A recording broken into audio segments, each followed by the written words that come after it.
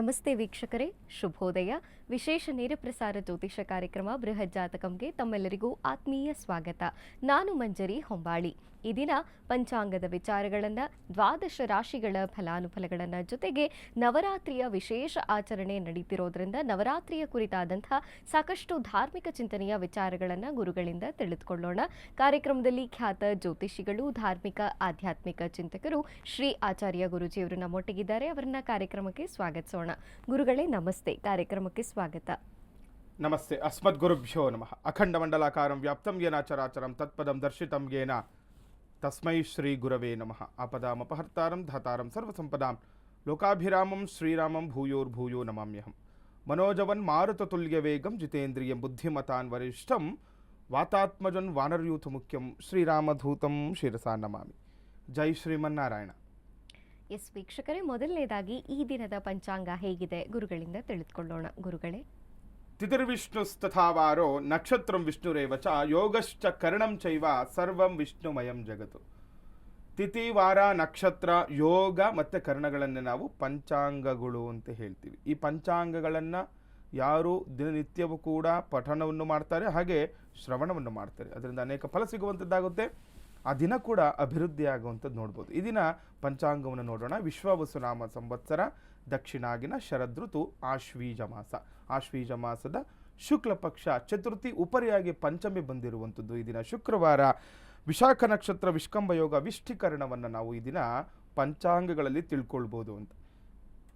ಇನ್ನು ಈ ದಿನದ ರಾಹುಕಾಲ ಹಾಗೆ ಯಮಗಂಡ ಕಾಲಗಳು, ಯಾಕಂದರೆ ನವರಾತ್ರಿಯ ಒಂದು ಆಚರಣೆ ನಡೆಯೋದ್ರಿಂದ ಕೆಲವೊಂದು ಈ ರಾಹು ಮತ್ತು ಏನು ಈ ಯಮಗಂಡ ಕಾಲಗಳಲ್ಲಿ ಅದೇ ರೀತಿ ಏನು ಈ ಯಮಗಂಡ ಕಾಲಗಳು ಮತ್ತು ರಾಹು ಕಾಲಗಳಲ್ಲಿ ಯಾವುದೇ ರೀತಿಯ ಈ ಪೂಜಾದಿಗಳನ್ನು ಪ್ರಾರಂಭ ಮಾಡಬಾರ್ದು ಅಂತ ಹೇಳುತ್ತೆ. ಹಾಗಾಗಿ ಈ ದಿನದ ರಾಹುಕಾಲ ಹಾಗೆ ಯಮಗಂಡ ಕಾಲಗಳನ್ನು ತಿಳ್ಕೊಳ್ಳೋಣ. ಈ ದಿನ ರಾಹುಕಾಲ 10 ಗಂಟೆ 40 ನಿಮಿಷದಿಂದ 12 ಗಂಟೆ 11 ನಿಮಿಷದವರೆಗೆ ರಾಹುಕಾಲವನ್ನು ನೋಡ್ಬೋದು. ಇನ್ನು ಯಮಗಂಡ ಕಾಲ ಮಧ್ಯಾಹ್ನ 3 ಗಂಟೆ 12 ನಿಮಿಷದಿಂದ 4 ಗಂಟೆ 42 ನಿಮಿಷದವರೆಗೆ ಇದನ್ನು ಯಮಗಂಡ ಕಾಲವನ್ನು ಕೂಡ ನಾವು ತಿಳ್ಕೊಳ್ಬೋದು. ಗುಳಿಕ ಕಾಲ 7 ಗಂಟೆ 40 ನಿಮಿಷದಿಂದ 9 ಗಂಟೆ 10 ನಿಮಿಷದವರೆಗೆ ಇವತ್ತು ಗುಳಿಕ ಕಾಲವನ್ನು ಕೂಡ ನಾವು ತಿಳ್ಕೊಳ್ಬೋದು. ಇನ್ನು ಬ್ರಾಹ್ಮಿ ಮುಹೂರ್ತ ತುಂಬ ವಿಶೇಷವಾಗಿರುವಂತಹ ಪ್ರಶಸ್ತವಾಗಿರುವಂತಹ ಸಮಯ. ಈ ದಿನ ಬ್ರಾಹ್ಮಿ ಮುಹೂರ್ತವನ್ನು ನೋಡ್ಕೊಳ್ಬೇಕು. ಯಾಕಂದರೆ ಇವಾಗೆಲ್ಲ ನವರಾತ್ರಿಯ ಹಬ್ಬದ ಆಚರಣೆ ಮಾಡ್ತಾ ಇದ್ದೀರಾ, ದುರ್ಗಾ ಪೂಜೆ ಮಾಡ್ತಿರೋರಿಗೆ ಈ ಒಂದು ಬ್ರಾಹ್ಮಿ ಮುಹೂರ್ತದಲ್ಲಿ ಮಾಡ್ಕೊಳ್ಳಿ. ತುಂಬ ಶ್ರೇಷ್ಠ ಒಂದು ಸಮಯ ಅಂತ ಹೇಳುತ್ತೆ. ಈ ಸಮಯದಲ್ಲಿ ಮಾಡಿಕೊಂಡಾಗ ನಿಮಗೆ ತುಂಬ ಬೇಗನೆ ಶೀಘ್ರವಾಗಿ ಫಲಗಳು ಸಿಗುವಂಥದ್ದಾಗುತ್ತೆ ಅಂತ ಹೇಳುತ್ತೆ. ಹಾಗಾಗಿ ಈ ದಿನದ ಬ್ರಾಹ್ಮಿ ಮುಹೂರ್ತ 4 ಗಂಟೆ 34 ನಿಮಿಷದಿಂದ 5 ಗಂಟೆ 21 ನಿಮಿಷದವರೆಗೂ ಕೂಡ ಬ್ರಾಹ್ಮಿ ಮುಹೂರ್ತ ಇರುವಂಥದ್ದಾಗುತ್ತೆ. ಇನ್ನು ಸೂರ್ಯೋದಯ ಮತ್ತು ಸೂರ್ಯಾಸ್ತಮ ಬೆಳಗ್ಗೆ 6 ಗಂಟೆ 9 ನಿಮಿಷಕ್ಕೆ ಸೂರ್ಯೋದಯವಾದರೆ ಸಂಜೆ ಸೂರ್ಯಾಸ್ತಮ 6 ಗಂಟೆ 13 ನಿಮಿಷಕ್ಕೆ ಈ ದಿನ ಸೂರ್ಯ ಅಸ್ತಮವಾಗುವುದನ್ನು ಕೂಡ ನಾವು ನೋಡ್ಬೋದಾಗಿದೆ.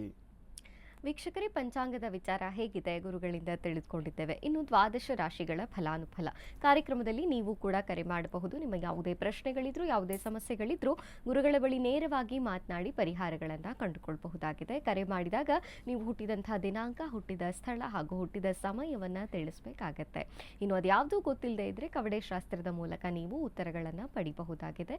ಗುರೂಜಿಯವರು ಇರ್ತಾರೆ, ನೇರವಾಗಿ ಕರೆ ಮಾಡಿ ಮಾತನಾಡಿ ನಿಮ್ಮ ಸಮಸ್ಯೆಗೆ ಪರಿಹಾರಗಳನ್ನು ಕಂಡುಕೊಳ್ಳಬಹುದಾಗಿದೆ. ಇನ್ನು ದ್ವಾದಶ ರಾಶಿಗಳ ಫಲಾನುಫಲ, 12 ರಾಶಿಯಲ್ಲಿ ಯಾವ ರಾಶಿಯವರಿಗೆ ಇಂದು ಶುಭ ಫಲ ಇದೆ, ಯಾವ ರಾಶಿಯವರಿಗೆ ಅಶುಭ ಫಲ ಇದೆ, ಈ ಎಲ್ಲ ಮಾಹಿತಿಯನ್ನ ಗುರೂಜಿಯವರಿಂದ ತಿಳಿದುಕೊಳ್ಳೋಣ. ಗುರುಗಳೇ, ಮೇಷ, ವೃಷಭ, ಮಿಥುನ, ಕಟಕ, ಸಿಂಹ, ಕನ್ಯಾ, ತುಲ, ವೃಶ್ಚಿಕ, ಧನಸ್ಸು, ಮಕರ, ಕುಂಭ ಮತ್ತು ಮೀನರಾಶಿ. ಈ 12 ರಾಶಿಗಳನ್ನೇ ನಾವು ದ್ವಾದಶ ರಾಶಿಗಳು ಅಂತ ಹೇಳುವಂಥದ್ದು. ಇದರ ಜೊತೆ ಧಾರ್ಮಿಕ ವಿಚಾರವಾಗಿ ಸಾಮಾನ್ಯವಾಗಿ ಎಲ್ಲರಿಗೂ ಕೂಡ ಗೊತ್ತು, ನಾವು ನವರಾತ್ರಿಯ ವಿಶೇಷವಾಗಿ ಮಾತಾಡ್ತಾ ಇದ್ವಿ. ಈ ದಿನ ತುಂಬ ತುಂಬ ತುಂಬ ವಿಶೇಷವಾಗಿರುವಂತಹ ದಿನ. ಯಾಕಂದರೆ ಒಂದೇ ದಿನದಲ್ಲಿ 2 ದೇವಿ ಆರಾಧನೆಗಳು ಕೆಲವು ಕಡೆ ನಡೀತಾ ಇರುತ್ತೆ. ಯಾಕಂದರೆ ಚತುರ್ಥಿ ಮತ್ತು ಪಂಚಮಿ ಒಂದು ಉಪರಿಯಾಗಿ ಬಂದಿರೋದ್ರಿಂದ ಯಾವ ರೀತಿ ಆಚರಣೆ ಮಾಡ್ಕೊಳ್ಬೇಕು, ಈ ದಿನವೂ ಕೂಡ ಕುಷ್ಮಾಂಡ್ಯ ದೇವಿಯ ಆರಾಧನೆ ಯಾವ ರೀತಿ ಇರುತ್ತೆ ಮತ್ತು ಸ್ಕಂದಮಾತಾ ದೇವಿಯ ಆರಾಧನೆ ಯಾವ ರೀತಿ ಮಾಡ್ಕೊಳ್ಬೇಕು, 2 ಆರಾಧನೆಗಳನ್ನು ಇವತ್ತು ನಾನು ನಿಮಗೆ ತಿಳಿಸ್ಕೊಡುವಂಥದ್ದಾಗುತ್ತೆ. ಇನ್ನು ಪ್ರಥಮ ರಾಶಿ ಮೇಷರಾಶಿ ಅವರಿಗೆ ನೋಡೋಣ ಏನೆಲ್ಲ ಅನುಕೂಲಗಳಿದೆ ಅಥವಾ ಏನೆಲ್ಲ ಅನಾನುಕೂಲಗಳಿದೆ ಅಂತ. ನೋಡಿ, ಈ ದಿನ ಮೇಷರಾಶಿಯವರಿಗೆ ಯಾರೆಲ್ಲ ಮೇಷರಾಶಿಗಳು ಇದರ ಸ್ನೇಹಿತರೊಂದಿಗೆ ಮನೋರಂಜನೆಗೋಸ್ಕರ ಹೆಚ್ಚು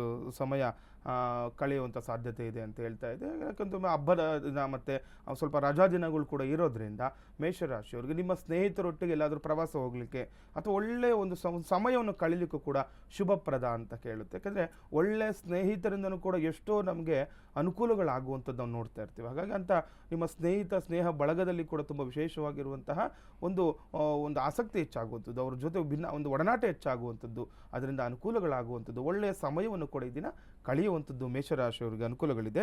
ಅನಾರೋಗ್ಯದಿಂದ ಖರ್ಚುಗಳು ಹೆಚ್ಚಾಗುವ ಸಾಧ್ಯತೆ, ಆದರೆ ಆರೋಗ್ಯದ ಬಗ್ಗೆ ಗಮನವನ್ನು ಮೇಷರಾಶಿಯವರು ಕೊಡಬೇಕು ಅಂತ. ಯಾಕಂದರೆ ಈ ಅನಾರೋಗ್ಯದ ಸುಮ್ಮನೆ ಯಾವುದೋ ಒಂದು ಕಾರಣಕ್ಕೆ ಏನೋ ಒಂದು ಸ್ವಲ್ಪ ಹುಷಾರಿಲ್ದಂಗೆ ಆಗುತ್ತೆ, ಅದರಿಂದ ಈಗ ಹುಷಾರಿಲ್ದಂಗೆ ಆದರೆ ಹಣ ವ್ಯಯ ಹಾಗೆ ಆಗುತ್ತೆ. ಹಾಸ್ಪಿಟಲ್ಗೆ ಹೋಗಬೇಕು, ಅಲ್ಲಿ ಒಂದು ಏನಾದರೂ ಮಾತ್ರೆಗಳಿಗಾಗಲಿ ಅಥವಾ ಏನೋ ಒಂದು ಕೆಲಸಕ್ಕೆ ಹಣ ವ್ಯರ್ಥ ಆಗುವಂಥದ್ದು ಇದ್ದೇ ಇರುತ್ತೆ. ಹಾಗಾಗಿ ಆರೋಗ್ಯದ ಕಡೆ ನೀವು ಇವತ್ತು ಗಮನ ಕೊಡೋದು ತುಂಬ ಒಳ್ಳೆಯದು ಮೇಷರಾಶಿಯವರು.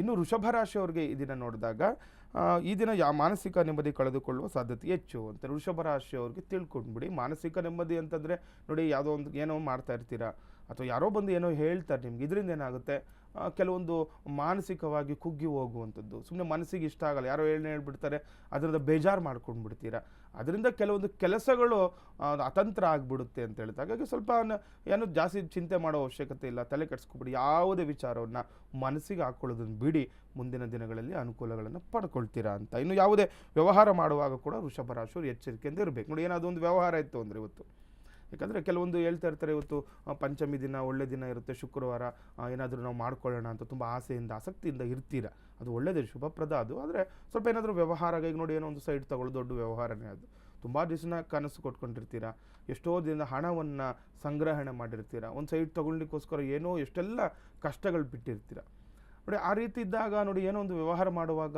ಏನೋ ಲಿಟಿಗೇಷನ್ ಸೈಟ್ಸು ಅಥವಾ ಏನೋ ಒಂದು ಆಗ್ಬಿಡ್ಬೋದು. ಹಾಗಾಗಿ ಸ್ವಲ್ಪ ಎಚ್ಚರಿಕೆಯಿಂದ ಈ ದಿನ ವ್ಯವಹಾರಗಳನ್ನು ಮಾಡ್ಕೊಳ್ಬೇಕಾಗುತ್ತೆ ವೃಷಭ ರಾಶಿಯವರು. ಇನ್ನು ಮಿಥುನ ರಾಶಿಯವರಿಗೆ ಇದನ್ನೇ ನೋಡಿದಾಗ ನೋಡಿ, ಮಿಥುನ ರಾಶಿಯವರಿಗೆ ವ್ಯರ್ಥ ಆಲೋಚನೆಗಳಿಂದ ನೆಮ್ಮದಿ ಕೆಡುತ್ತದೆ ಅಂತ. ನೋಡಿ, ಇವರು ತುಂಬ ತಿಳ್ಕೊಳ್ಬೇಕು ಮಿಥುನ ರಾಶಿಯವರು. ಈ ದಿನ ಸುಮ್ಮನೆ ಬೇಕಾಗದಿರೋ ವಿಚಾರಗಳ ಬಗ್ಗೆ ಯೋಚನೆ ಮಾಡಬೇಡಿ ನೀವು. ಅದರಲ್ಲಿ ಜಾತಕ ಫಲದಲ್ಲಿ ಹೇಳ್ತಾ ಇದೆ, ಇವತ್ತು ಸುಮ್ಮನೆ ವ್ಯರ್ಥ ಆಲೋಚನೆ ಮಾಡ್ತೀರಾ ಅಂತ. ನೋಡಿ, ನೀವು ಏನಾದರೂ ಒಂದ್ರ ಬಗ್ಗೆ ಚಿಂತನೆ ಆಲೋಚನೆ ಇತ್ತು ಅಂತಂದರೆ ಅದು ಮುಂದೆ ನಮಗೆ ಅನುಕೂಲಗಳನ್ನ ತರಬೇಕು. ಆ ಒಂದು ಆಲೋಚನೆಯಿಂದ ನಿಮ್ಮ ಅಂದ್ಕೊಂಡಂಥ ಕೆಲಸ ಕಾರ್ಯಗಳಲ್ಲಿ ಅಭಿವೃದ್ಧಿ ಆಗಬೇಕು. ಆ ರೀತಿ ನೀವು ಯೋಚನೆ ಮಾಡಬೇಕು. ಅದು ಬಿಟ್ಟು ಯಾವುದೋ ಬೇಕಾಗದಿರೋ ವಿಚಾರಗಳ ಬಗ್ಗೆ ತಲೆ ಕೆಡಿಸ್ಕೊಳ್ತಾ ಕೂತ್ಕೊಂಡ್ರೆ ಅದರಿಂದ ಯಾವ ಕೆಲಸಗಳನ್ನು ಆಗಲ್ಲ, ಅದರಿಂದ ತೊಂದರೆಗಳೇ. ಇನ್ನು ಉದ್ಯೋಗ ಸ್ಥಳದಲ್ಲಿ ಕೆಲಸದ ಒತ್ತಡ ಆಗುತ್ತೆ, ಕಿರಿಕಿರಿ ಆಗುತ್ತೆ ಅಂತ ಹೇಳ್ತಾ ಇದೆ. ಮಿಥುನ ರಾಶಿ ಸ್ವಲ್ಪ ಜಾಗೃತರಾಗಿರಬೇಕು. ಇವತ್ತು ನೀವೆಲ್ಲಾದರೂ ಕೆಲಸ ಮಾಡ್ತಿರ್ತೀರಲ್ವ, ಅಲ್ಲಿ ಒಂದು ಸ್ಥಳದಲ್ಲಿ ಸುಮ್ಮನೆ ಅನಗತ್ಯ ಕಿರಿಕಿರಿ ಅಂತ ವಿಚಾರನೇ ಇರಲ್ಲ, ನೀವು ಸುಮ್ಮನೆ ಇದ್ರೂ ಕೂಡ ಯಾರೋ ಬಂದು ಏನೋ ಮಾತಾಡ್ತಾರೆ, ಅದರಿಂದ ಕಿರಿಕಿರಿ, ಮಾನಸಿಕ ನೆಮ್ಮದಿ ಕಳೆದುಕೊಳ್ಳುವಂಥದ್ದು ಇದೆಲ್ಲವೂ ಕೂಡ ಜಾತಕ ಫಲದಲ್ಲಿ ಇರೋದ್ರಿಂದ ಸ್ವಲ್ಪ ಹೆಚ್ಚಿನ ಜಾಗೃತಿ ವಹಿಸಬೇಕು. ಯಾರೊಟ್ಟಿಗಾದರೂ ಮಾತನಾಡಬೇಕಾದ್ರಾಗಲಿ ಅಥವಾ ಏನಾದರೂ ಕೆಲಸ ಮಾಡುವಾಗ ಸ್ವಲ್ಪ ಹೆಚ್ಚಿನ ಜಾಗೃತಿ ವಹಿಸಿ ಕೆಲಸ ಕಾರ್ಯಗಳನ್ನು ಇದನ್ನು ಮಿಥುನ ರಾಶಿಯವರು ಮಾಡಿಕೊಂಡ್ರೆ ತುಂಬ ಒಳ್ಳೆಯದು ಅಂತ. ಇನ್ನು ಕರ್ಕಾಟಕ ರಾಶಿಯವರಿಗೆ ಇದನ್ನು ನೋಡಿದಾಗ ಉದ್ಯೋಗ ಪ್ರಯತ್ನಕ್ಕೆ ಪ್ರತಿಫಲ ಪ್ರಾಪ್ತಿ ಆಗುತ್ತೆ. ನೋಡಿ, ಯಾರೆಲ್ಲ ಕರ್ಕಾಟಕ ರಾಶಿಗಳಿದ್ದೀರ, ಕೆಲವೊಬ್ಬರು ನೋಡಿ ಕೆಲಸ ಇರಲ್ಲ, ತುಂಬ ಚೆನ್ನಾಗಿ ಓದ್ಕೊಂಡಿರ್ತೀರ ಅಥವಾ ಕೆಲಸ ಮಾಡುವಂಥ ಅರ್ಹತೆ ಇದ್ದರೂ ಕೂಡ ನಿಮಗೆ ಬೇಕಾಗಿರುವಂಥ ಕೆಲಸಗಳಿರಲ್ಲ, ಯೋಚನೆ ಮಾಡ್ತಾ ಇರ್ತೀರ ಅಥವಾ ಯಾವುದಾದ್ರೂ ಕೆಲಸ ಬರುತ್ತೆ ಅಂತ ನೋಡ್ತೀರ, ಅಂಥವ್ರಿಗೆ ಇವತ್ತು ಅವಕಾಶಗಳು ಹೆಚ್ಚಾಗುವಂಥದ್ದಾಗುತ್ತೆ. ನಂತರ ಪ್ರಯತ್ನಕ್ಕೆ ತಕ್ಕ ಫಲ ಅಂತ ಹೇಳ್ತೀನಿ. ನೋಡಿ, ಸುಮ್ಮನೆ ಮನೇಲಿ ನೀವಿದ್ದು ಅಥವಾ ನೀವೇನು ಪ್ರಯತ್ನ ಪಡೆದರೆ ಯಾವ ಕೆಲಸನೂ ಕೂಡ ಆಗಲ್ಲ. ಹಾಗಾಗಿ ನಿಮ್ಗೆ ಯಾವ ರೀತಿ ಕೆಲಸಗಳು ಬೇಕು ಅದ್ರ ಬಗ್ಗೆ ಸ್ವಲ್ಪ ಯೋಚನೆ ಮಾಡಿ, ಅದಕ್ಕೆ ತಕ್ಕಂತಹ ಕೆಲಸ ಕಾರ್ಯಗಳನ್ನು ಮಾಡ್ಕೊಳ್ಳಿ. ಪ್ರಯತ್ನ ಪಟ್ಟರೆ ಪ್ರತಿಫಲ ಪ್ರಾಪ್ತಿ ಆಗುವಂಥದ್ದು ಕೂಡ ಇವತ್ತು ಆಗುತ್ತೆ ಕರ್ಕಾಟಕ ರಾಶಿಯವರಿಗೆ. ಇನ್ನು ಈ ದಿನ ಹೆಚ್ಚು ಖರ್ಚುಗಳು ಉಂಟಾಗುವ ಸಾಧ್ಯತೆ. ನೋಡಿ, ಕರ್ಕಾಟಕ ರಾಶಿಯವರಿಗೆ ಖರ್ಚಿನ ಮೇಲೆ ಕೂಡ ಕಡಿವಾಣ ಹಾಕಬೇಕು. ನೀವು ವಿನಾಕಾರಣ ದುಂದು ವೆಚ್ಚ ಮಾಡಬಾರ್ದು. ಹಣದ ವಿಚಾರವಾಗಿ ಜಾಗೃತಿ ವಹಿಸಿ. ಯಾಕಂದರೆ ಇದೆಲ್ಲ ಜಾತಕ ಫಲದಲ್ಲಿ ಹೇಳುತ್ತೆ, ಸುಮ್ಮನೆ ಅನಗತ್ಯ ಖರ್ಚು ಮಾಡಿಬಿಡ್ತಿರುತ್ತೆ. ಐಷಾರಾಮಿ ವಸ್ತು ತೊಗೊಳ್ಲಿಕ್ಕೆ ಈಗ ಮನೇಲಿ ಹೇಳ್ತಾ ಇರ್ತಾರೆ ನೋಡಿ, ಇವರಿಗೆ ಎಷ್ಟೇ ಹಣ ಕೊಟ್ಟರು ಇವನ ಹತ್ರ ಇರಲ್ಲ ಅಂತ ಹೇಳ್ತಾ ಇರ್ತಾರೆ. ಆ ರೀತಿ ಮಾಡಬಾರ್ದು. ಇವತ್ತು ಹಣ ಏನಾದರೂ ಕೊಟ್ಟರೆ ಅದನ್ನು ಸಂಗ್ರಹಣ ಅಂದರೆ ಅದು ನೀವು ಇಟ್ಕೊಳ್ಳೋ ಥರ ನೋಡಿ, ಅದನ್ನು ಖರ್ಚು ಮಾಡಬೇಡಿ. ಹಾಗಾಗಿ ಅದರಿಂದ ಮುಂದಿನ ದಿನಗಳಲ್ಲಿ ಅನಾನುಕೂಲಗಳನ್ನು ಎದುರಿಸಬೇಕಾಗುತ್ತೆ ಕರ್ಕಾಟಕ ರಾಶಿಯವರು.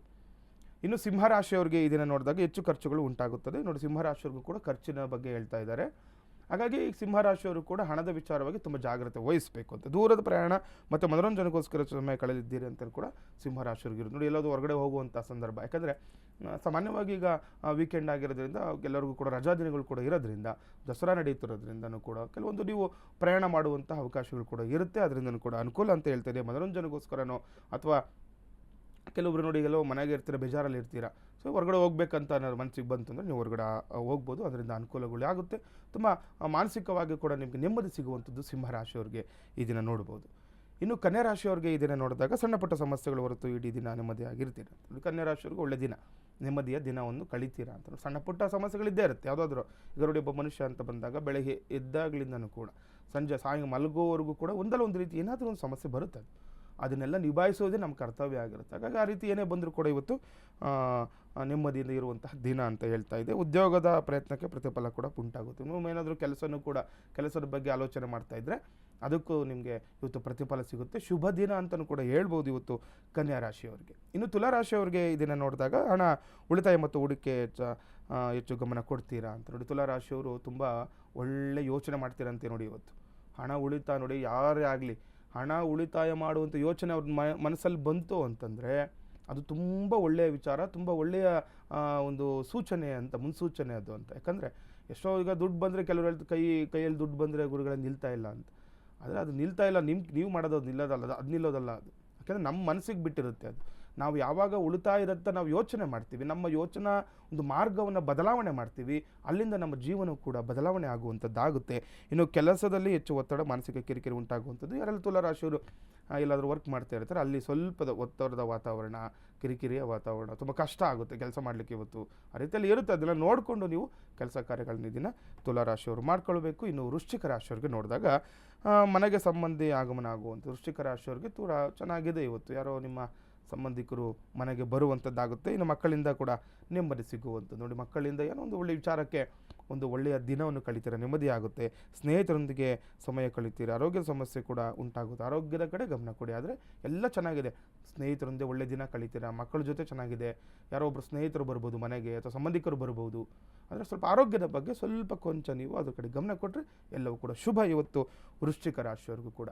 ಇನ್ನು ಧನುರಾಶಿಯವ್ರಿಗೆ ನೋಡಿದಾಗ ಹಣಕಾಸಿನ ವ್ಯವಹಾರದಲ್ಲಿ ಅಭಿವೃದ್ಧಿ ಅಂತ ಹೇಳ್ತಾ ಇದೆ ನೋಡಿ. ಯಾರಾದರೂ ಧನುರಾಶಿಯವರಿದ್ದರೆ ಇವತ್ತು ಏನಾದರೂ ವ್ಯವಹಾರ ಅಂದ್ಕೊಂಡಿದ್ರೆ ಇವತ್ತು ಮಾಡ್ಕೊಂಡ್ಬಿಡಿ, ಸುಮ್ಮನೆ ತಡ ಮಾಡಿಬಿಡಿ. ಈಗ ನಾಳೆ ಮಾಡೋದು, ನಾಡಿದ್ದು ಮಾಡೋದು, ಏನು ಹಬ್ಬ ಇದೆ, ಹಬ್ಬ ಮುಗಿದ ಮೇಲೆ ಮಾಡೋಣ ಅಂತ ಕೆಲವರು ಅಂದ್ಕೊಳ್ತಾ ಇರ್ತಾರೆ. ಬೇಡ. ಇವತ್ತು ನೋಡಿ ಧನುರಾಶಿಯವ್ರಿಗೆ ಏನಾದರೂ ಇತ್ತು ಅಂದರೆ ಮನಸ್ಸಲ್ಲಿ ಹಣದ ವ್ಯವಹಾರಗಳು ಇವತ್ತು ಮಾಡ್ಕೊಳ್ಳಿ, ಶುಭಪ್ರದ ಅಂತ ಹೇಳ್ತಾ ಇದೆ. ಇನ್ನು ಮಕ್ಕಳ ಜೊತೆ ಹೆಚ್ಚು ಸಮಯ ಕಳೆಯುವಿರಿ ಮತ್ತು ಮನೆಯಲ್ಲಿ ವಿನಾಕಾರಣ ಅಸಮಾಧಾನ ಆಗುತ್ತೆ. ಧನುರಾಶಿಯವರು ಇವತ್ತು ಚೆನ್ನಾಗಿರುತ್ತೆ, ಯಾಕೆಂದರೆ ಮಕ್ಕಳ ಜೊತೆ ಇರಿ ಮನೆಯಲ್ಲಿ.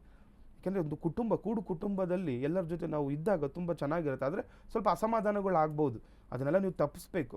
ಯಾವುದೊಂದು ಮಾತು ಬರ್ಬೋದು, ಏನೋ ಒಂದು ಆಗ್ಬೋದು. ಅದನ್ನೆಲ್ಲ ತಪ್ಪಿಸಿ ನೀವು ಈ ದಿನವನ್ನು ಕಳೆದಾಗ ಶುಭಪ್ರದ ಅಂತ ಹೇಳ್ತಾ ಇದೆ ಧನುರಾಶಿಯವರಿಗೆ. ಇನ್ನು ಮಕರ ರಾಶಿಯವರಿಗೆ ನೋಡಿದಾಗ ಮಕರ ರಾಶಿಯವರು ಸಾಲ ಮರುಪಾವತಿ ಮಾಡುವ ಸಾಧ್ಯತೆ ಹೆಚ್ಚು ಅಂತ. ಎಲ್ಲಾದರೂ ಸಾಲ ಇಸ್ಕೊಂಡಿದ್ರೆ, ಯಾರ ಹತ್ರ ಏನಾದರೂ ಸಾಲ ತೊಗೊಂಡಿದ್ರೆ, ಅಥವಾ ಸಾಲ ಬಾಧೆಯಿಂದ ನೀವು ನರಳ್ತಾ ಇದ್ದರೆ ಅದಕ್ಕೆ ಕೆಲವೊಂದು ಪರಿಹಾರಗಳು ಸಿಗುವಂಥದ್ದಾಗುತ್ತೆ, ಮರುಪಾವತಿ ಮಾಡುವಂಥದ್ದು. ಈಗ ನೋಡಿ ಯಾರಾದರೂ ಎಲ್ಲಾದರೂ ಸಾಲ ತೊಗೊಂಡ್ಬಿಟ್ರೆ ತುಂಬ ಕಷ್ಟ ಆಗ್ತಾ ಇರುತ್ತೆ, ಏನಾದರೂ ಫೋನ್ ಮಾಡೋದು ಆ ಥರ ಎಲ್ಲ ಮಾಡ್ತಾ ಇರ್ತಾರೆ. ಅದರಿಂದ ಸ್ವಲ್ಪ ಮುಕ್ತಿ ಸಿಗುವಂಥದ್ದು ಈ ದಿನ. ಸರ್ಕಾರಿ ಕೆಲಸದ ವ್ಯವಹಾರದಲ್ಲಿ ತೊಂದರೆ ಅಂತ ಹೇಳ್ತಾರೆ. ಆರೋಗ್ಯದ ಬಗ್ಗೆ ಎಚ್ಚರ ವಹಿಸೋದು ಕೂಡ ಸೂಕ್ತ. ಮಕರ ರಾಶಿಯವರು ಒಂದು ಸರ್ಕಾರಿ ಕೆಲಸದಲ್ಲಿ ಏನು ನೋಡ್ತಾ ಇದ್ದಾರೆ ಅವರು ಸ್ವಲ್ಪ ತೊಂದರೆ ಆಗುವಂತಹ ಮುನ್ಸೂಚನೆ ಇದೆ. ಇನ್ನು ಆರೋಗ್ಯದಲ್ಲಿ ಕೂಡ ಸ್ವಲ್ಪ ಎಚ್ಚರ ವಹಿಸೋದು ಸೂಕ್ತ ಮಕರ ರಾಶಿಯವರು. ಇನ್ನು ಕುಂಭರಾಶಿಯವರಿಗೆ ನೋಡಿದಾಗ ದೀರ್ಘಕಾಲದ ಆರ್ಥಿಕ ಬಿಕ್ಕಟ್ಟಿನಿಂದ ಮುಕ್ತಿ ಅಂತ ನೋಡಿ. ಯಾರೆಲ್ಲ ಕುಂಭರಾಶಿಗಳಿದ್ದೀರಾ ನಿಮಗೂ ಹಣದ ವಿಚಾರವಾಗಿ ಸಮಸ್ಯೆಗಳು ನಿಮಗೆ ಎಲ್ಲವೂ ಕೂಡ ನಿವಾರಣೆ ಆಗುತ್ತೆ, ಬಿಕ್ಕಟ್ಟಿನಿಂದ ಮುಕ್ತಿ ಸಿಗುವಂಥದ್ದು. ಕುಟುಂಬದ ವ್ಯವಹಾರಗಳು ಹೆಚ್ಚು ಇರುತ್ತೆ ಮತ್ತು ಸಂತೋಷದಿಂದ ಕೂಡ ಇರ್ತೀರ. ಕುಂಭರಾಶಿಯವರಿಗೆ ವ್ಯವಹಾರಗಳು ಹೆಚ್ಚಾಗುವಂಥದ್ದು, ತುಂಬ ಸಂತೋಷ ದಿನವನ್ನು ಕೂಡ ಈ ದಿನ ಕಳೀತೀರ ಕುಂಭರಾಶಿಯವರು. ಇನ್ನು ಮೀನರಾಶಿಯವರಿಗೆ ನೋಡಿದಾಗ ಕೆಲಸದ ನಡುವೆ ವಿಶ್ರಾಂತಿ ಲಭಿಸಲಿದೆ ಅಂತ ಹೇಳ್ತಾ ಇದೆ. ಯಾರೆಲ್ಲ ಮೀನರಾಶಿಗಳಿರ್ತೀರ ಸ್ವಲ್ಪ ನೆಮ್ಮದಿಯ ವಾತಾವರಣ, ವಿಶ್ರಾಂತಿ. ತುಂಬ ಕಷ್ಟಪಟ್ಟು ಯಾರು ಕೆಲಸ ಮಾಡ್ತಾ ಇರ್ತೀರ ಇವತ್ತು ಸ್ವಲ್ಪ ವಿಶ್ರಾಂತಿಯನ್ನು ನೋಡ್ತೀರಾ. ಧಾರ್ಮಿಕ ಸ್ಥಳಗಳಿಗೆ ಭೇಟಿ ನೀಡುವುದರಿಂದ ಮನಸ್ಸಿಗೆ ನೆಮ್ಮದಿ ನೋಡಿ. ಯಾಕೆಂದರೆ ಹಬ್ಬದ ದಿನಗಳು ತುಂಬ ಚೆನ್ನಾಗಿ ಆಗ್ತಿರೋದ್ರಿಂದ ನೀವು ಎಲ್ಲೇ ನೋಡಿ ಎಲ್ಲ ದೇವಸ್ಥಾನಗಳು ಒಂದಲ್ಲ ರೀತಿಯ ಪೂಜೆ ಪುನಸ್ಕಾರಗಳಾಗ್ತಾ ಇರುತ್ತೆ. ಧಾರ್ಮಿಕ ಸ್ಥಳಕ್ಕೆ ಭೇಟಿ ನೀಡಿ ಅನುಕೂಲ ಆಗುತ್ತೆ. ಆತ್ಮೀಯ ಮನೆಗೆ ಭೇಟಿ ಮಾಡುವ ಸಾಧ್ಯತೆ ಕೂಡ ಇವತ್ತು ಮೀನರಾಶಿಯವರಿಗೆ ಇರುವಂಥದ್ದು. ಎಸ್ ಗುರುಗಳೇ, 12 ರಾಶಿಗಳ ಫಲಾನುಫಲಗಳನ್ನು ತಿಳಿದುಕೊಂಡಿದ್ದೇವೆ. ಗುರುಗಳೇ, ಒಂದು ಕರೆ ಸಿದ್ಧವಾಗಿದೆ, ನೋಡೋಣ.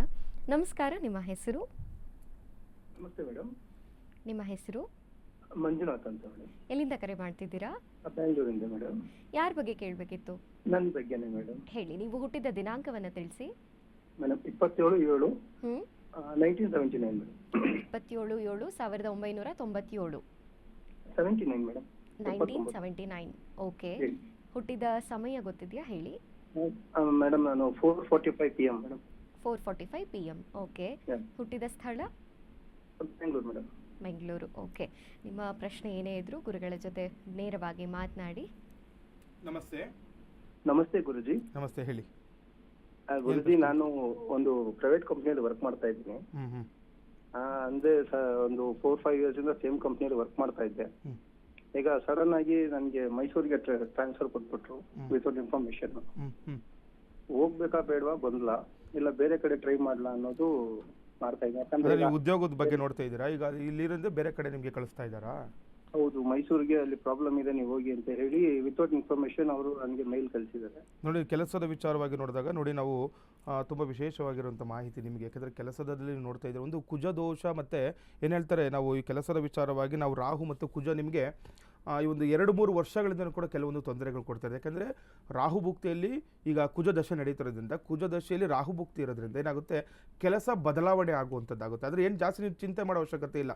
ನೀವು ಕೇಳಿದ್ರಿ ಇವಾಗ ಏನು ಪ್ರಶ್ನೆ, ಅಲ್ಲಿಗೆ ಹೋಗ್ಬೋದು ಅಂತ, ನೀವು ಬೇರೆ ಕಡೆ ಯೋಚನೆ ಮಾಡಬೇಡಿ, ಅದೇ ಕೆಲಸವನ್ನು ನೀವು ಮುಂದುವರಿಸುವಂಥ ಗಮನ ಕೊಡಬೇಕು. ಯಾಕಂದರೆ ನಿಮ್ಮ ಜಾತಕ ಫಲದಲ್ಲಿ ನೋಡಿದಾಗ ಸಾಮಾನ್ಯವಾಗಿ ನಾವು ಕೆಲಸದ ವಿಚಾರ ಅಂತ ಬಂದಾಗ ಈ ಗ್ರಹಗಳ ಪರಿಸ್ಥಿತಿ ನೋಡಿ ಕೂಡ ಹೇಳುವಂಥದ್ದಾಗುತ್ತೆ, ಇನ್ನು ದಶಾಕಾಲಗಳಲ್ಲಿ ಕೂಡ ನೋಡ್ಬೋದು. ಹಾಗಾಗಿ ಈ ದಿನ ನೀವು ಏನು ಪ್ರಶ್ನೆ ಕೇಳ್ತಾ ಇದ್ದೀರಾ ನೋಡಿ, ಕೆಲಸ ಬದಲಾವಣೆ ಆಗ್ತಾ ಇದೆ, ಆದರೆ ಅದೇ ಕೆಲಸದಲ್ಲಿ ಮುಂದುವರೆದ್ರೆ ತುಂಬ ಒಳ್ಳೆಯದು. ನೀವು ಅದನ್ನು ಬಿಟ್ಟು ನೀವು ಬೇರೆ ಕಡೆ ನೋಡ್ತೀನಿ ಅಂದರೆ ಬೇಡ, ಯಾಕಂದರೆ ಅದರಿಂದ ತೊಂದರೆಗಳಾಗುತ್ತೆ. ಫಸ್ಟ್ ನೀವು ಅಲ್ಲೋಗಿ ಏನು ಮೈಸೂರಲ್ಲಿ ಅಂತ ಹೇಳ್ತಾ ಇದ್ರಲ್ಲ, ಅಲ್ಲೋಗಿ ನೀವು ಅಲ್ಲೆಲ್ಲ ವಾತಾವರಣಗಳು ನಿಮ್ಗೆ ಅನುಕೂಲ ಥರ ಇರುತ್ತೆ, ಅದು ನೀವು ಜಾಸ್ತಿ ಚಿಂತೆ ಮಾಡೋ ಅವಶ್ಯಕತೆ ಇಲ್ಲ. ಒಳ್ಳೆದಿದೆ, ನಿಮಗೆ ಒಳ್ಳೆ ದಿನ ಫೋನ್ ಮಾಡಿದ್ದೀರಾ ನೀವು, ಹಂಗಾಗಿ ಒಳ್ಳೆಯ ದಿನಗಳು ಕೂಡ ನಡೆಯೋದ್ರಿಂದ ನಿಮ್ಮ ಕುಲದೇವತೆ ಒಂದು ಆರಾಧನೆ ಮಾಡ್ಕೊಳ್ಳಿ. ಯಾಕಂದರೆ ಕೆಲಸದಲ್ಲಿ ಈ ರೀತಿ ವಿನಾಕಾರಣ, ಯಾಕಂದ್ರೆ ನೀವು ಹೇಳ್ತಾ ಇದ್ದೀರಾ ನಿಮಗೆ ಹೇಳ್ದಲೇ ಮಾಡಿದ್ದಾರೆ ಅಂತ, ಅದರಿಂದ ಅದೊಂದು ಯಾವುದೋ ಒಂದು ಬೇರೆ ಕೆಟ್ಟ ಒಂದು ದೃಷ್ಟಿಗಳಿಂದನೂ ಕೂಡ ನಿಮಗೆ ಅನಾನುಕೂಲಗಳಾಗ್ಬೋದು. ಯಾಕಂದರೆ ಒಳ್ಳೆಯ ಸಂದರ್ಭ, ಯಾಕಂದ್ರೆ ಎಷ್ಟೋ ವರ್ಷಗಳಿಂದ ಕೆಲಸಗಳು ಮಾಡಿದ್ದೀರಾ, ಹಾಗಾಗಿ ನಿಮ್ಮ ದೇವಿಯ ಆಶೀರ್ವಾದವನ್ನು ತಗೊಂಡು ಆ ಕೆಲಸಕ್ಕೆ ಹೋಗಿ, ನಿಮಗೆ ಅಲ್ಲಿ ತುಂಬ ಅನುಕೂಲ ಆಗುತ್ತೆ, ಏನು ತೊಂದರೆಗಳೇನಿಲ್ಲ, ಶುಭಪ್ರದ ಇದೆ. ವೀಕ್ಷಕರೇ, ಪ್ರತಿದಿನವೂ ಸಾಕಷ್ಟು ಧಾರ್ಮಿಕ ಚಿಂತನೆಯ ವಿಚಾರಗಳನ್ನು ಗುರುಗಳು ತಿಳಿಸ್ಕೊಡ್ತಿದ್ದಾರೆ. ವಿಶೇಷವಾಗಿ ನವರಾತ್ರಿ ನಡೀತಿರೋದ್ರಿಂದ ಶಕ್ತಿ ದೇವತೆಗಳ ಆರಾಧನೆಯಲ್ಲಿ ವಿಶೇಷವಾಗಿ ಇವತ್ತು ಯಾವ ದೇವತೆಯನ್ನು ಪೂಜೆ ಮಾಡಬೇಕು, ಯಾವ ದೇವಿಗೆ ಪೂಜೆ ಮಾಡಬೇಕು, ನಮ್ಮ ಆಚರಣೆ ಪೂಜಾ ಕ್ರಮ ಹೇಗಿರಬೇಕು, ಯಾವೆಲ್ಲ ಫಲಗಳನ್ನು ನಾವು ಪಡಿಬಹುದು, ಈ ಎಲ್ಲ ಮಾಹಿತಿಯನ್ನು ಗುರುಗಳಿಂದ ತಿಳಿದುಕೊಳ್ಳೋಣ. ಗುರುಗಳೇ, ಯಾದೇವಿ ಸರ್ವಭೂತೇಷು ಮಾತೃರೂಪೇಣ ಸಂಸ್ಥಿತ, ನಮಸ್ತಸ್ಯೈ ನಮಸ್ತಸ್ಯೈ ನಮಸ್ತಸ್ಯೈ ನಮೋ ನಮಃ. ನೋಡಿ, ಸಾಮಾನ್ಯವಾಗಿ ನಾವು ಶರನ್ನವರಾತ್ರಿ ಮಹಾಮಹೋತ್ಸವ ನಡೀತಾ ಇದೆ. ಈಗ ಹಿಂದಿನಿಂದನೂ ಕೂಡ ನಾವು ದಿನನಿತ್ಯವೂ ಕೂಡ ಒಂದೊಂದು ದೇವಿಯ ಆರಾಧನೆಯನ್ನು ಮಾಡ್ಕೊಳ್ತಾ ಬರ್ತಾ ಇದ್ದೀವಿ. ಶೈಲಪುತ್ರಿ, ಬ್ರಹ್ಮಚಾರಿಣಿ, ಮತ್ತು ಇವತ್ತು ನೋಡಿ ಸ್ಕಂದಮಾತಾ ದೇವಿ ಆರಾಧನೆ, ಕೂಷ್ಮಾಂಡ ದೇವಿ ಆರಾಧನೆ ನಿನ್ನೆ ಕೂಡ ಆಗಿರುವಂಥದ್ದು, ಬ್ರಹ್ಮಚಾರಿಣಿ ಆರಾಧನೆ ಮಾಡ್ಕೊಂಡಿದ್ದೀವಿ. ಈ ರೀತಿ ಎಲ್ಲ ಒಂದೊಂದು ದಿನ ಒಂದೊಂದು ಆರಾಧನೆ ಮಾಡುವಂಥದ್ದು, ಒಂದೊಂದು ರೀತಿಯಾಗಿ ದೇವಿ ಆರಾಧನೆ ಆಗ್ತಾ ಇರುತ್ತೆ. ಆದರೆ ಈ ವರ್ಷ ಬಂದಿರುವಂಥದ್ದು ಕೆಲವರಿಗೆ ಗೊಂದಲ ಕೂಡ ಇದೆ. ಯಾಕೆಂದರೆ ಒಂದೇ ದಿನ ಎರಡೆರಡು ತಿಥಿ ಬಂದಾಗ, ಈಗ ನೋಡಿ ನಮ್ಮ ಒಂದು ಜ್ಯೋತಿಷ್ಯ ಶಾಸ್ತ್ರದ ಪ್ರಕಾರ ಸೂರ್ಯ ಉದಯಕ್ಕೆ ಯಾವ ಒಂದು ತಿಥಿ ಇರುತ್ತೆ ಆ ತಿಥಿಯನ್ನು ನಾವು ಪೂಜೆ ಪುನಸ್ಕಾರಗಳಿಗೆ ಪರಿಗಣನೆ ಮಾಡ್ತೀವಿ ಅಂತ. ಯಾಕೆಂದರೆ ನಾವು ಪ್ರಾತಃ ಕಾಲದಲ್ಲಿ ಸಂಕಲ್ಪ ಮಾಡುವಾಗ ಹೇಳ್ತೀವಿ, ನಾವು ಇವತ್ತು ಕೂಡ ಪಂಚಾಂಗ ನಿಮಗೆ ಹೇಳಿದೆ. ಯಾಕಂದರೆ ಈಗ 9:34 ಕೂಡ ಚತುರ್ಥಿ ತಿಥಿ ಇರುವಂಥದ್ದಾಗುತ್ತೆ. ಈ 9:34 ನಂತರ ಪಂಚಮಿ ತಿಥಿ ಬರುವಂಥದ್ದು, ಉಪರಿಯಾಗಿ ಪಂಚಮಿ ತಿಥಿ ಬರುತ್ತೆ. ಈ ವರ್ಷ ತುಂಬ ಒಂದು ವಿಶೇಷವಾಗಿರುವಂತಹ ನವರಾತ್ರಿ ಉತ್ಸವಗಳು ನಮಗೆ ಸಿಗುವಂಥದ್ದಾಗ್ತಾ ಇದೆ. ಯಾಕಂದರೆ ಕೆಲವೊಂದು ಶೂನ್ಯ ತಿಥಿಗಳನ್ನು ಕೂಡ ನಾವು ನೋಡ್ತಾ ಇದ್ದೀವಿ. ಯಾಕಂದರೆ ಒಂದೇ ದಿನ 2 ತಿಥಿ ಬರುವಂಥದ್ದು ನೋಡ್ತಾ ಇದ್ದೀವಿ. ಯಾಕಂದರೆ ನೆನ್ನೆನೂ ಚತುರ್ಥಿ ಇದೆ, ಇವತ್ತು ಸೂರ್ಯೋದಯಕ್ಕೆ ಚತುರ್ಥಿ ಇರುವಂಥದ್ದು. ನಮ್ಮ ಸಂಕಲ್ಪದಲ್ಲಿ ಚತುರ್ಥಿ ಅಂತಲೇ ನಾವು ಸಂಕಲ್ಪವನ್ನು ಮಾಡ್ಕೊಳ್ತಾ ಇರ್ತೀವಿ. ಕೆಲವರು ಗೊಂದಲಗಳಿದೆ, ಗುರುಗಳು ಯಾವ ರೀತಿ ಪೂಜೆ ಮಾಡೋದು. ಈಗ ಸಾಮಾನ್ಯವಾಗಿ ಕೂಷ್ಮಾಂಡ ದೇವಿ ಮತ್ತು ಸ್ಕಂದಮಾತಾ ದೇವಿ ಬಗ್ಗೆ, ನಾನು ಈ 2 ದೇವಿ ಬಗ್ಗೆ ಸ್ವಲ್ಪ ಹೊತ್ತು ಮಾತಾಡ್ಬಿಡ್ತೇನೆ. ಕೂಷ್ಮಾಂಡ ದೇವಿ ಅನ್ನುವಂಥದ್ದು ಸಾಮಾನ್ಯವಾಗಿ ಸೂರ್ಯನ ಒಂದು ಅಧಿಪತ್ಯದಲ್ಲಿ ಬರುವಂಥದ್ದಾಗುತ್ತೆ. ಈಗ ಸಾಮಾನ್ಯವಾಗಿ ನೋಡೋಣ, ಆದಿತ್ಯ ಹೃದಯ ಪಾರಾಯಣ ಅಂತ ನಾವು ಹೇಳ್ತೀವಿ. ಆದಿತ್ಯ ಹೃದಯ ಅಂತಂದ್ರೆ ಕೂಷ್ಮಾಂಡ ನೋಡಿ ಅಂಡರೂಪವಾಗಿ, ಏಕೆಂದರೆ ಜಗತ್ತಿಗೆ ಆ ದೇವಿ ಸೃಷ್ಟಿಕರ್ತರು ಅಂತ ನಾವು ಹೇಳ್ತೀವಿ, ಲಕ್ಷ್ಮೀನಾರಾಯಣರನ್ನು ಹೇಳ್ತೀವಿ. ಆದಿತ್ಯ ಹೃದಯ ಪಾರಾಯಣ ಮಾಡ್ಕೊಳ್ಳಿ ಕೂಷ್ಮಾಂಡ ದೇವಿ ಆರಾಧನೆಯಿಂದ. ಈ ದೇವಿಯ ಆರಾಧನೆಯಿಂದ ತುಂಬ ಸಕಲವಾಗಿರುವಂತಹ ರೋಗ ಬಾಧೆಗಳು ಮುಕ್ತವಾಗುತ್ತೆ ಅಂತ ಹೇಳುತ್ತೆ. ಯಾಕೆ ನೋಡಿ, ಈಗ ಸಾಮಾನ್ಯವಾಗಿ ಒಂದು ಬಟ್ಟೆ ತೊಡುವಾಗಲೂ ಕೂಡ ಈಗ ದೇವಿಯ ತುಂಬ ಕೆಂಪು ವಸ್ತ್ರದಲ್ಲಿ ದೇವಿ ಇರ್ತಾಳೆ. ಆದರೆ ಈಗ ಸಾಮಾನ್ಯವಾಗಿ ಯಾರೆಲ್ಲ ದೇವಿ ಪೂಜೆ ಮಾಡ್ತಿರ್ತೀರಿ, ಹಳದಿ ಬಣ್ಣದ ಒಂದು ಬಟ್ಟೆಯನ್ನು ಒಂದು ಉಟ್ಕೊಂಡು ಪೂಜೆ ಮಾಡಬೇಕು ಅಂತ ಹೇಳ್ತಾ ಇರ್ತಾರೆ. ಇನ್ನು ಈ ದಿನ ಸ್ಕಂದಮಾತದ್ದು ನೋಡಿದ್ರೆ ನಾವು ತಿಳಿ ಹಸಿರು ಬಣ್ಣದ ಒಂದು ಸೀರೆಯನ್ನು ಉಟ್ಕೊಂಡು ಪೂಜೆ ಮಾಡಬೇಕು ಅಂತಲೂ ಕೂಡ ಹೇಳ್ತಾ ಇರ್ತಾರೆ. ಹಾಗಾಗಿ ಯಾರೆಲ್ಲ ಕೂಷ್ಮಾಂಡ ದೇವಿ ಮತ್ತು ಈ ಸ್ಕಂದಮಾತಾ ದೇವಿ ಆರಾಧನೆ ಮಾಡ್ಕೊಳ್ತಾರೆ ನೋಡಿ, 9 ಪ್ರಾತಃ ಕಾಲದಲ್ಲಿ ಏನಾದರೂ ಬ್ರಾಹ್ಮಿ ಮುಹೂರ್ತ ನೋಡಿ, ನಾವು ನಿತ್ಯವೂ ಕೂಡ ಈ ಬ್ರಾಹ್ಮಿ ಮುಹೂರ್ತದ ಬಗ್ಗೆ ನಿಮ್ಗೆ ಹೇಳ್ತಾ ಇದ್ದೆ. ಬೆಳಗ್ಗೆ 4:00 ರಿಂದ 5:30 ಸರಿಸುಮಾರಲ್ಲಿ ಬ್ರಾಹ್ಮಿ ಮುಹೂರ್ತಗಳು ಬರುತ್ತೆ. ಗುರುಗಳೀಗ ಬ್ರಾಹ್ಮಿ ಮುಹೂರ್ತದಲ್ಲಿ ನಾವು ಇವತ್ತು ಸ್ಕಂದಮಾತಾ ಪೂಜೆ ಹೆಂಗೆ ಮಾಡೋಕ್ಕಾಗುತ್ತೆ, ಯಾಕಂದರೆ ಚತುರ್ಥಿ ತಿಥಿ ಇರುತ್ತೆ ಇನ್ನು. ಹಾಗಾಗಿ ಈ ದಿನ ನೀವು ಏನಾದರೂ ಪೂಜೆ ಮಾಡ್ಕೊಳ್ಬೇಕು ಅಂತಂದರೆ ಕೂಷ್ಮಾಂಡ ದೇವಿ ಆರಾಧನೆಯನ್ನು ಬ್ರಾಹ್ಮಿ ಮುಹೂರ್ತದಲ್ಲಿ ಮಾಡಬೇಕು. ಸ್ಕಂದಮಾತಾ ಮಾಡಬೇಕಂದ್ರೆ 9:30 ಮೇಲೆ ನಂತರ ನಾವು ಏನು ಈ ಸ್ಕಂದಮಾತಾ ದೇವಿಯ ಪೂಜೆಗಳನ್ನು ಮಾಡ್ಕೊಳ್ಳುವಂಥದ್ದು ಮಾಡ್ಕೊಳ್ಳಿ. ಇನ್ನು ತುಂಬ ವಿಶೇಷವಾಗಿರುವಂಥದ್ದು ಯಾವ ರೀತಿ ಆರಾಧನೆ ಅಂತ ತಿಳ್ಕೊಳ್ಳಿ. ಸಾಮಾನ್ಯವಾಗಿ ಬೆಳಗ್ಗೆ ಮತ್ತು ಸಂಜೆ 2 ಕಾಲಗಳಲ್ಲಿ ನಾವು ಆರಾಧನೆಗಳು ಮಾಡ್ಕೊಳ್ತೀವಿ. ಕೂಷ್ಮಾಂಡ ದೇವಿ ಆರಾಧನೆ ಮಾಡ್ಕೊಳ್ಳೋರು ಮತ್ತು ಇವತ್ತು ಲಲಿತಾ ದೇವಿಯನ್ನು ಕೂಡ ನಾವು ಮಾಡ್ಕೊಳ್ತಾರೆ. ಸಾಮಾನ್ಯವಾಗಿ ಈಗ ಬೆಳಗ್ಗೆ ಕೂಷ್ಮಾಂಡ ಮಾಡ್ಕೊಂಡು, ಯಾಕಂದರೆ ನಾಳೆ ಕೂಡ ಸ್ಕಂದಮಾತಾ ದೇವಿ ಮಾಡ್ಬೋದು, ಶನಿವಾರ ಆಗಿರೋದ್ರಿಂದ ಇರೋದ್ರಿಂದ ನಾಳೆ ಪಂಚಮಿ ಕೂಡ ಇರೋದ್ರಿಂದ 5ನೇ ದಿನವಾಗಿ ಸ್ಕಂದಮಾತಾ ದೇವಿಯ ಆರಾಧನೆ ನಾಳೆ ಬೆಳಗ್ಗೆ ಮಾಡ್ಬೋದು. ಇನ್ನು ಗೌರಿ ಏನು, ಯಾಕಂದರೆ ಗೌರಿಯ ಒಂದು ಆವಿರ್ಭಾವ ಆಗಿರುವಂಥದ್ದು ಮಧ್ಯಾಹ್ನದ ಮೇಲೆ ನಾವು ತಿಳ್ಕೊಳ್ಬೇಕು. ಯಾಕಂದರೆ ನಮ್ಮ ಶಾಸ್ತ್ರದಲ್ಲಿ ತುಂಬ ಚೆನ್ನಾಗಿ, ಯಾಕೆಂದರೆ ಹಿಂದಿನಿಂದನೂ ಕೂಡ ಮಾಡ್ಕೊಂಡು ಬಂದರೆ ನಕ್ಷತ್ರ ನಮಗೆ ತುಂಬ ಇಂಪಾರ್ಟೆಂಟ್ ಆಗಿರುತ್ತೆ. ಕೆಲವೊಂದು ನಕ್ಷತ್ರ ಆಗಲಿ, ಕೆಲವೊಂದು ತಿಥಿಗಳು ತುಂಬ ಇಂಪಾರ್ಟೆಂಟ್, ಯಾಕಂದರೆ ಮತ್ತು ಕೆಲವೊಂದು ಮುಹೂರ್ತಗಳು ತುಂಬ ಇಂಪಾರ್ಟೆಂಟ್ ನಮಗೆ. ಯಾಕಂದರೆ ಗೌರಿಯ ಆವಿರ್ಭಾವ ಉದ್ಭವ ಆಗಿರುವಂಥದ್ದು ಮಧ್ಯಾಹ್ನದ ಸಮಯ. ಹಾಗಾಗಿ ನಮಗೆ ಷಷ್ಠಿ ಬಂದ್ಬಿಡುತ್ತೆ ಮಧ್ಯಾಹ್ನ. ಯಾಕಂದರೆ ನಾಳೆ ಶನಿವಾರ ಮಧ್ಯಾಹ್ನದ ಮೇಲೆ ಗೌರಿ ಪೂಜೆಗೆ ಅವಕಾಶಗಳಿದೆ ನಿಮಗೆ. ಈಗ ಕೆಲವರು ಮನೆಯಲ್ಲಿ ಗೌರಿ ತುಂಬ ವಿಶೇಷವಾಗಿ ಪೂಜೆ ಮಾಡ್ತಾರೆ, ಅಂಥವ್ರು ನಾಳೆ ಮಾಡ್ಕೊಳ್ಬೋದು. ಯಾಕಂದರೆ ನಾಳೆ ಮಧ್ಯಾಹ್ನ ನೀವು ಏನು ಹೇಳ್ತಾರೆ, ಅದು ಬ್ರಾಹ್ಮಿ ಮುಹೂರ್ತ ಅಲ್ಲ, ಅಭಿಜಿನ್ ಲಗ್ನ ಅಂತ ಹೇಳ್ತಾರೆ ಮಧ್ಯಾಹ್ನದಲ್ಲಿ. ಈ ಅಭಿಜಿನ್ ಲಗ್ನದಲ್ಲಿ ಯಾರೆಲ್ಲ ಮನೆಯಲ್ಲಿ ನೀವು ಗೌರಿಯನ್ನು ನೀವು ಪೂಜೆ ಮಾಡಬೇಕು ಅಂದ್ಕೊಳ್ತಿರ್ತಾರೆ, ನಾಳೆ ಮಧ್ಯಾಹ್ನ ಮಾಡಿ, ತುಂಬ ಶುಭಪ್ರದ ಅಂತಲೂ ಕೂಡ ಹೇಳ್ತಾರೆ. ಇನ್ನು ನಾಳೆ ಬೆಳಗ್ಗೆ ಸ್ಕಂದಮಾತಾ ದೇವಿಯನ್ನು ಕೂಡ ಆರಾಧನೆ ಮಾಡ್ಕೊಳ್ಬೋದು. ಆರಾಧನೆ ಮಾಡಬಹುದು, ನಾಳೆ ಕೂಡ ಸ್ಕಂದಮಾತಾ ದೇವಿಯನ್ನು ಆರಾಧನೆ ಹೌದು. ಈಗ ಕೂಷ್ಮಾಂಡ ದೇವಿ ಯಾಕಂದ್ರೆ ಬೆಳಗ್ಗೆ ಆರಾಧನೆ ಮಾಡ್ಕೊಂಡಿರ್ತಾರೆ. ಕೆಲವರು ಸ್ಕಂದಮಾತನು ಮಾಡಬೇಕು ಅಂದ್ಕೊಂಡಿದ್ರೆ 9:34 ಮೇಲೆ ನೀವು ಸ್ಕಂದಮಾತಾ ದೇವಿಯ ಆರಾಧನೆ ಮಾಡ್ಕೊಳ್ಳಿ. ರಂಗೋಲಿ ಇಟ್ಕೊಂಡು ಕಳಶದಲ್ಲಿ ಅಥವಾ ಚಿತ್ರಪಟದಲ್ಲಿ ಸ್ಕಂದಮಾತಾ ದೇವಿಯನ್ನು ಆರಾಧನೆ ಮಾಡಿ. ಸ್ಕಂದಮಾತಾ ತುಂಬ ವಿಶೇಷವಾಗಿರುವಂಥದ್ದು ತಿಳ್ಕೊಳ್ಳಿ. ಯಾಕಂದರೆ ಸ್ಕಂದ ಆ ದೇವರಲ್ಲಿ, ಯಾಕಂದರೆ ಎಲ್ಲ ಹೆಸರುಗಳಲ್ಲೇ ಒಂದೊಂದು ಅದರಲ್ಲಿ ಅರ್ಥ ಬಂದ್ಬಿಡುತ್ತೆ ನಮಗೆ. ಸ್ಕಂದಮಾತಾ ಅಂತ ದೇವಿ ಯಾವ ರೀತಿ ಇರುತ್ತೆ ನೋಡ್ಕೊಳ್ಳಿ. ಆ ಒಂದು ತೊಡೆಯ ಮೇಲೆ ಒಂದು ಮಗುವನ್ನು ಮಕ್ಕಳನ್ನ ಒಂದು ಇಟ್ಕೊಂಡಿರೋ ತರ ಒಂದು ಚಿತ್ರ ಇರುತ್ತೆ, ಅದೇ ಸ್ಕಂದಮಾತಾ. ಗುರುಗಳೇ, ಸಂತಾನ ಭಾಗ್ಯಕ್ಕಾಗಿಯೂ ಕೂಡ ಸ್ಕಂದಮಾತೆಯನ್ನು ಆರಾಧನೆ ಮಾಡುವಂಥದ್ದು ಏನಾದ್ರು ಪದ್ಧತಿ ನೋಡಿ ಅವಶ್ಯಕವಾಗಿ. ಈಗ ಏನಾಗುತ್ತೆ, ದೇವಿ ಅಂತ ಬಂದಾಗ ಸ್ಕಂದಮಾತಾ ದೇವಿಗೆ ಯಾರು ಆರಾಧನೆ ಮಾಡ್ತಾರೆ ಅವ್ರು ಎಲ್ಲರನ್ನು ಮಕ್ಕಳಂತೆ ನೋಡ್ತಾರೆ ಅಂತ. ಈಗ ಯಾರಿಗೆ ನೋಡಿ, ಕೆಲವರಿಗೆ ಮಕ್ಕಳಿರಲ್ಲ, ಗುರುಗಳೇ ನಮಗೆ ತುಂಬಾ ವರ್ಷ ಆದ್ಮೇಲೆ ಮಕ್ಕಳಾಗ್ತಿಲ್ಲ ಅನ್ನೋರು ಈ ಸ್ಕಂದಮಾತಾ ದೇವಿ ಇವತ್ತು ನಾಳೆ 2 ದಿನ ಇರೋದ್ರಿಂದ ನೀವು ಆರಾಧನೆ ಮಾಡ್ಕೊಳ್ಬೋದು. ಆ ದೇವಿ ಆರಾಧನೆ ಚಿತ್ರಪಟ ನಿಮಗೆ ಸಿಗುತ್ತೆ, ಒಂದು ಫೋಟೋ ಇಟ್ಟು. ಇಲ್ಲ ಗುರುಗಳೇ ನಮಗೆ ಫೋಟೋ ಸಿಗ್ತಾ ಇಲ್ಲ ಅಂತಂದ್ರೆ ನೋಡಿ, ನೀವು ಒಂದು ಕಳಶದಲ್ಲಿನೇ ಆ ಸ್ಕಂದಮಾತಾ ದೇವಿಯನ್ನ ಆರಾಧನೆ ಮಾಡ್ಕೊಳ್ಳೋದ್ರಿಂದ ನಿಮ್ಗೆ ಏನಾಗುತ್ತೆ, ತುಂಬಾ ವಿಶೇಷವಾಗಿರುವಂಥದ್ದು ದೇವಿಯ ಆಶೀರ್ವಾದದಿಂದ. ಯಾಕಂದ್ರೆ ಮಕ್ಕಳ ರೀತಿಯೇ ನೋಡ್ತಾಳಂತೆ ಆ ದೇವ್ರು ಎಲ್ಲರನ್ನೂ ಕೂಡ.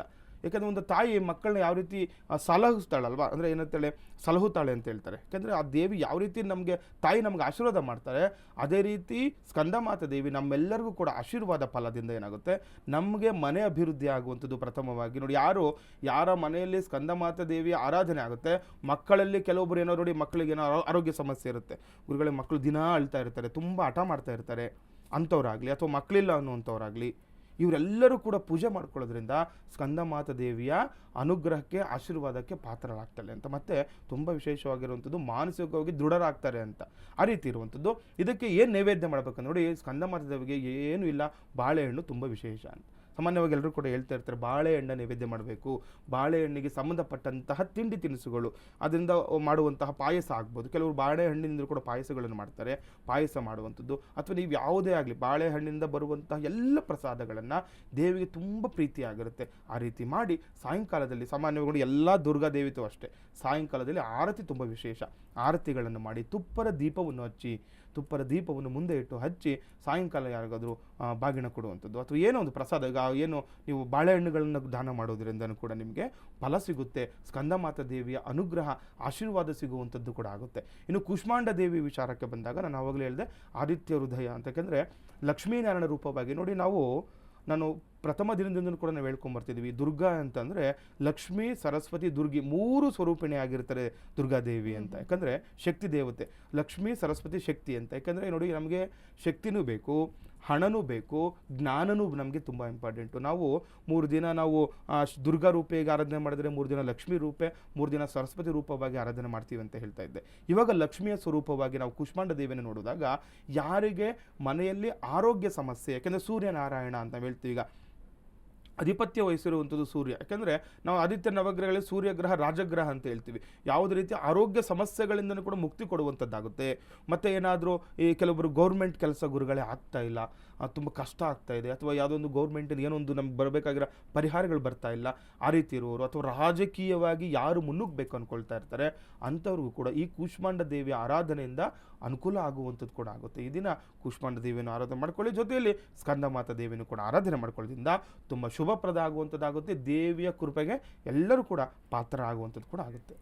ಎಸ್ ಗುರುಗಳೇ, ಇವತ್ತು ವಿಶೇಷವಾಗಿ ನವರಾತ್ರಿಯಲ್ಲಿ 2 ದೇವತೆಗಳ ಬಗ್ಗೆ ಗುರುಜಿಯವರು ಮಾಹಿತಿಯನ್ನು ತಿಳಿಸ್ಕೊಟ್ಟಿದ್ದಾರೆ. ಹೇಗಿರಬೇಕು ಆಚರಣೆ ಮತ್ತು ಆರಾಧನೆ ಅನ್ನೋದನ್ನು, ಜೊತೆಗೆ ಪಂಚಾಂಗದ ವಿಚಾರಗಳನ್ನು, ದ್ವಾದಶ ರಾಶಿಗಳ ಫಲಾನುಫಲಗಳನ್ನು ಕಾರ್ಯಕ್ರಮದಲ್ಲಿ ತಿಳಿದುಕೊಂಡಿದ್ದೇವೆ. ಈ ಎಲ್ಲ ಮಾಹಿತಿಗಾಗಿ ಧನ್ಯವಾದಗಳು ಗುರುಗಳೇ. ಲೋಕಾ ಸಮಸ್ತ ಸುಖಿನೋ ಭವಂತು, ಸಮಸ್ತ ಸನ್ಮಂಗಳಾನಿ ಭವಂತು. ಶ್ರೀಮತೇ ರಾಮಾನುಜಾಯ ನಮಃ.